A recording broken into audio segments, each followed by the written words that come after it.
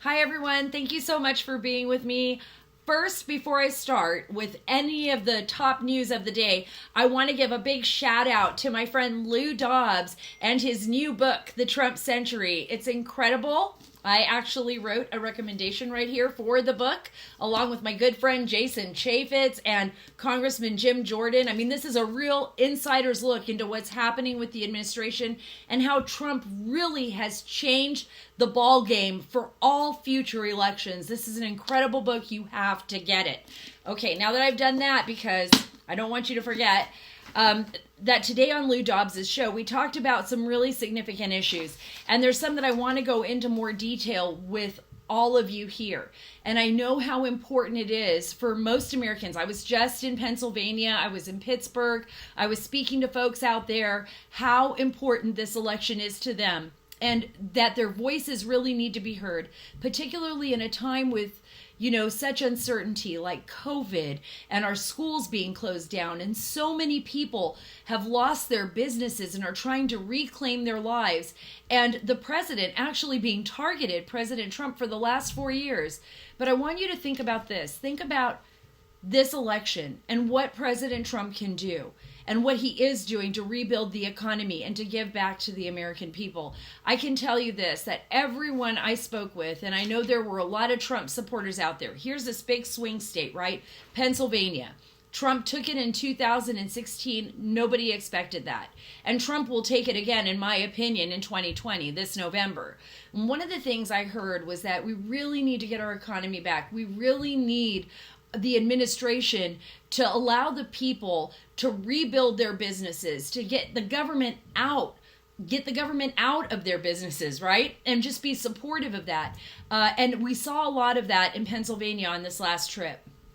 Another real important issue and topic that I think we're all concerned about coming up is going to be, voter fraud and the election. So here we are, closer than ever to November 3rd.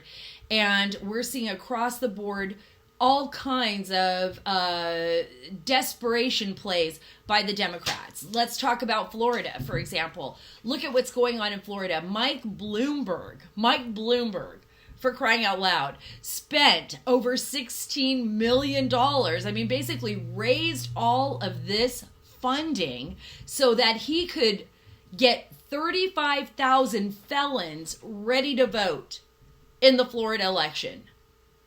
Think about it. 35,000 felons. This is how desperate the Democrats are. And now we see LeBron James, we see others trying to do the same, bringing in groups that are trying to pay so that felons can vote. And I am telling you that this is out of desperation because they know that Florida is close. We can see a shift right now. Hispanics in Florida are leaning towards President Trump. Biden's losing ground there. And the Democrats are desperate to win the state. If the Democrats can only win that state with felons, then that just shows their desperation. I don't believe they will, and I don't believe they can, but I'm definitely on Congressman Matt Gaetz' side when he says we need to conduct a full investigation into this, because I absolutely believe that there is something going on here, and we need all the facts, and we need to find out what the Democrats are doing across the board. I have a little bit of a fact sheet here. For those of you who don't believe that there's actually an issue with voter fraud and universal mail ballots, you're going to be maybe surprised when you hear this, because the mainstream media outlets are not telling you the full story. One, let's look at what Heritage Foundation has already established. There were 1,290 proven instances of voter fraud in the country, and that's probably increased since the last year and since some of the new cases have come up. There is 1,113 criminal convictions related to voter fraud. 1,113. Let me give you some examples of this. In New Jersey on May 12th, 2020, in the municipal election, 13,556 votes were counted in the 6 ward races, and 3,204 were rejected. A town over in Haledon, a post office spokesman saw a bundle of 300 Patterson City ballots bundled in a mailbox there. A statement from postal inspectors said that their findings were sent to the Attorney General's office and the Board of Elections. The mayor of Paterson says the voting problems could be criminal. Think about what's going on here. Think about how many areas around the country where voter fraud is suspected or where voter fraud has happened, yet the media is not telling you the full story. You should be very concerned about that. Before I get any further with voter fraud, and I will talk about this on my podcast. You got to go to the Sarah Carter Show. I have incredible guests on this podcast, people that I truly, truly care about. I'm actually going to have Lou Dobbs on the podcast. I've had Lou Elizondo. He headed the Pentagon's program on unmanned, on UFOs, actually, on unidentified flying objects. I know Lou's going to hate me saying that because it's aerial phenomena now. They don't call them UFOs. They call them aerial phenomena. An incredible and revealing podcast with Lou Elizondo. I've had Congressman Matt Gaetz, Congressman Jim Jordan, Doug Collins, Andy Biggs, Devin Nunes with all the breaking stories. I've had members of the Trump administration on my podcast. I'm hoping to have Mercedes Schlapp on the podcast soon, have her back on. Just a real exciting group of guests. So I would love for you to go there. And by the way, review the podcast, give us a 5-star rating. Another issue that was super significant, something that I believe we have to talk about today, and something that I believe is imperative to this upcoming presidential debate, is the report that was released by Senator Ron Johnson and Senator Chuck Grassley, two senators that I highly respect and that I know have dedicated the last year of their committees on seeking the truth on what happened with Hunter Biden and Ukraine. And the report that they released is so explosive and so potentially damaging to the Bidens that I feel we must talk about it here. I think the most important part of this report is dealing with the suspicious activity reports. Now, these are reports collected by the U.S. Treasury Department, and for the most part, most Americans would never know ever if there was a report on them, and they call them SAR reports. They would never know this because they're considered highly classified. It's basically a secret investigation. You get flagged at the bank for suspicious transactions, and then an investigation ensues. And at that point in time, you really wouldn't know that you were being investigated. So the fact that they're in this documentation, this investigative report by the senators, is really important. And what it found, particularly with Hunter Biden, was incredible. There was a $3.5 million transaction from the former mayor of Moscow's wife. Think about this. A Russian government official, his wife, transferred $3.5 million to Hunter Biden. On top of that, there were enormous amounts of money being transferred from Ukraine, and they also flagged money coming from China. Now, I want to ask you a question. If this had been President Donald Trump, and the money that was being moved from China, Russia, and Ukraine was into the account of any one of his children, how do you think the mainstream media would report this? Yeah, exactly. That's exactly, I know what you're thinking.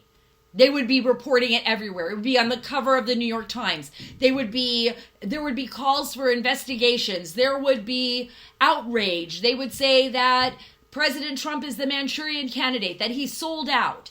Guess what the mainstream media has done with this report and all of this evidence? I wish I could play crickets chirping right now, because that's exactly what's happened. There are crickets chirping. Now, Matt Taibbi with Rolling Stone, I'm going to give him this. He's awesome. He's no fan of President Trump. But he basically slammed the Daily Beast. Just look it up. The Daily Beast tried to brush this whole report from Senator Johnson and Grassley as nothing more than old news. Nothing to see here, folks. Just keep on walking. They don't want you to know the truth. And I'm really nervous, because what we're seeing right now is something we've never seen in our nation before. We are seeing a nation being ripped apart. I want you to think about this. For the past 4 years, the Democrats have done nothing good for the American people. They have targeted this president. They have targeted this president, not because he's President Donald Trump. And it's not just the Democrats, mind you. It's the rhinos. It's the Republicans. It's the Republicans too. They have targeted those establishment people who hate this president, have decided to rip our nation apart because they don't like the fact that you voted for an outsider. That you voted for an outsider. Someone who brought, I believe, this new Trump doctrine to our nation. Somebody who said, we're not doing this anymore. We're not playing the establishment games anymore. I don't need to be in their pocket. But for 4 years now, our country has been ripped apart. They're still lying. Peter Strzok, that FBI agent, the one basically who with Lisa Page, his FBI lawyer who he's having an affair with, is still pushing the lie. Still pushing a lie. John Brennan, still pushing a lie, former CIA. They weaponized all of our agencies. They weaponized the FBI. They weaponized the CIA. They weaponized the Director of National Intelligence's office. And they also created a propaganda campaign in our mainstream media, which, by the way, the mainstream media gladly accepted. These were all their sources for a long time. They didn't care about the American people. And now, with absolute evidence that Russia gave money, a Russian government official, Ukrainian officials, Chinese Communist Party officials gave money to Hunter Biden, crickets. They don't want to tell you the truth. They don't want you to know what's going on. We're not dumb. We know what's going on.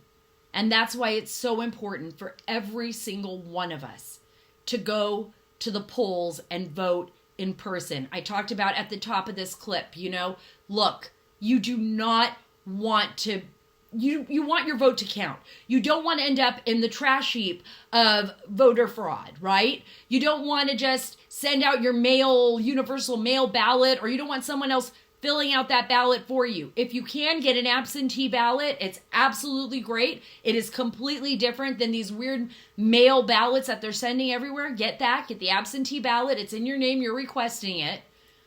Or go to the poll and vote. If you can go to the grocery store, you can go to a poll. You can do that. You can go to your polling station, wear your mask, vote. It's not going to take that long. And it's a privilege. We live in an awesome nation. There should be a peaceful transition of power. Remember, the Democrats are hoping to make this a fight, a big fight. They're going to continue to do that up until November 3rd. And remember, all of these radical groups are going to play into that. Don't let them. Don't let them. Make your vote count. And at the debates coming up next week between, which I'm really excited, I can't wait to see it, between President Trump and former Vice President Joe Biden, the Democratic candidate. Joe Biden should answer those questions.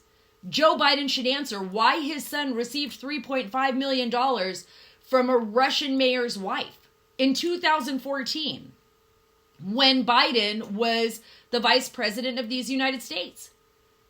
And what about all that money, right, that he got from Burisma Holdings? $50,000 a month?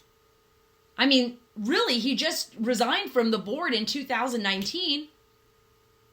Joe Biden should answer these questions, because the Democrats and those establishment Republicans have held our country hostage for 4 years. And in my opinion, we should no longer allow them to hold us hostage. We have to stand above the fray, and we have to do what's right. And we have to hold people accountable, no matter what. Thanks so much for being with me today. I look forward to being back and talking to you again. It's like, for me, this is my country. I'm fighting for it just as much as you are. You're like family to me out there, right? We're all in this together. We're all fighting this together. And I mean it. I mean it. We are all in this together. You can, really important, Twitter and Facebook and all of these social media platforms are working diligently to stop conservative voices. That's a fact. One thing I would really like you to do is sign up for my newsletter. You can go on my website at sarahacarter.com. That's ACARTER.com, and you can sign up for my newsletter right there. You'll get my newsletter whenever an important story breaks, or whenever I have a podcast, and you can go right there and listen to it, go right there and read it. Nobody can stop you. It's just that important. And remember, don't let your voice be silenced. This is America, for crying out loud. We have a First Amendment right, and we're just not going to let anyone violate it anymore. Thank you.